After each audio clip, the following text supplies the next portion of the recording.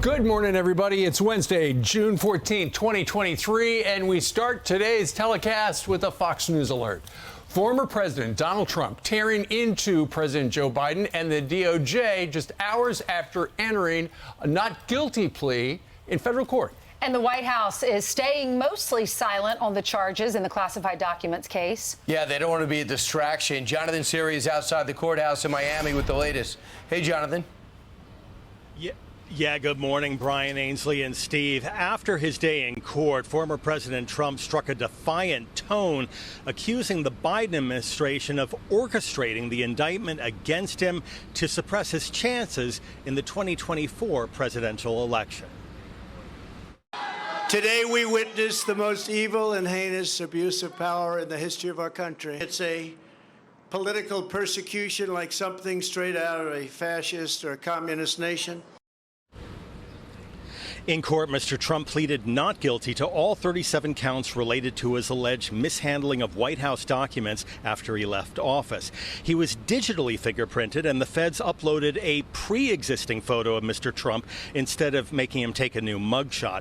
The judges imposed no travel restrictions on the former president, but instructed him not to discuss the case with potential witnesses. Outside the courthouse, hundreds of Trump supporters and a smaller group of anti-Trump protesters gathered. One protester wearing a striped prison uniform was arrested after running with a sign in front of Mr. Trump's motorcade, but for the most part, protest activities outside the courthouse remained civil, and Miami police reported no major incidents. After the hearing, Trump supporters at several stops sang "Happy Birthday." Today, Mr. Trump turned 77. On the Democrat side, Hillary Clinton had this reaction to the court proceedings and the indictment. I have a lot of reactions to it. And I think the best reaction publicly is, let's see it unfold and see what happens, right? This is on a track about him, not about anybody else. No matter how much they try to confuse people and how much they try to, raise extraneous issues. In addition to the speech he delivered at his Bedminster Golf Club last night, Mr. Trump attended a fundraiser that was expected to raise $2 million for his campaign. At a Democratic fundraiser earlier this week, First Lady Jill Biden expressed surprise at a recent poll showing that most Republicans plan to vote for Trump again, saying, quote, "They don't care about the indictment, so that's a little shocking, I think." President Biden was asked for his reaction to yesterday's proceedings. He dodged a reporter's question.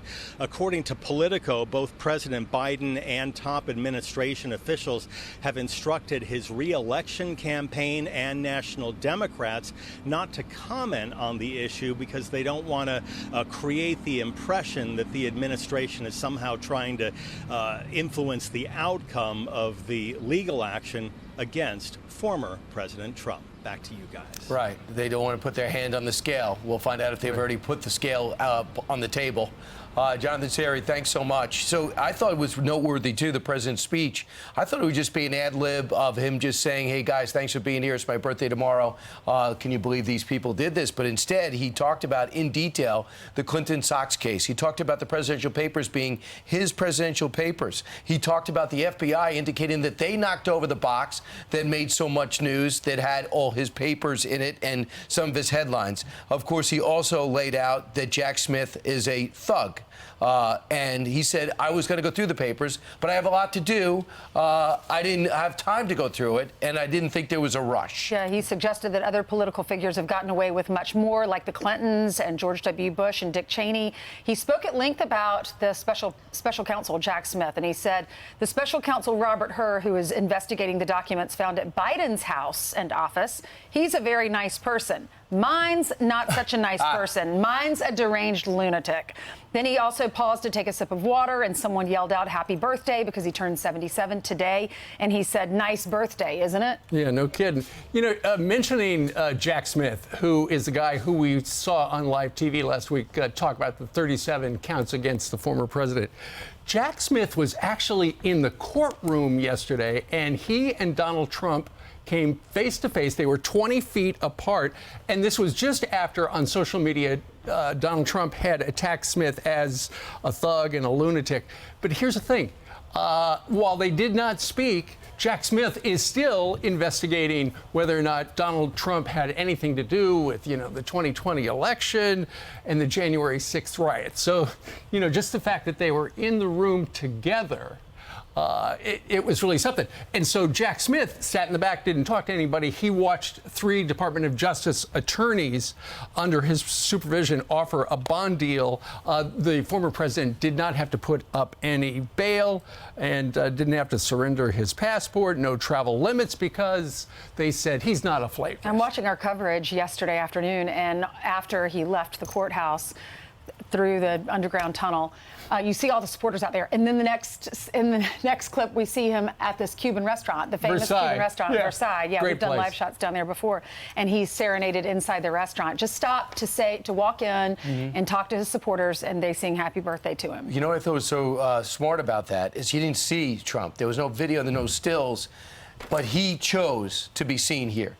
So he said, okay, I'll have to do what the court tells me to do, but then I'm going to let you come out and see me. It's business as usual. This is part of what I got to persevere for you is his message, and I'm taking the hits so you don't have to, and I'm going to, we're going to go ahead and fight this thing through.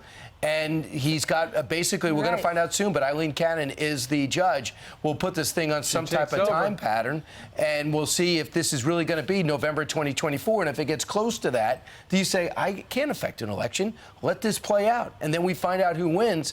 Already you got Vivek Ramaswamy said, if I win, I'm going to pardon. Same thing with Nikki Haley indicates, hey, I think I'm going to pardon. And when you look at Jack Smith, he might be tough, he might be smart, but he's not a winner.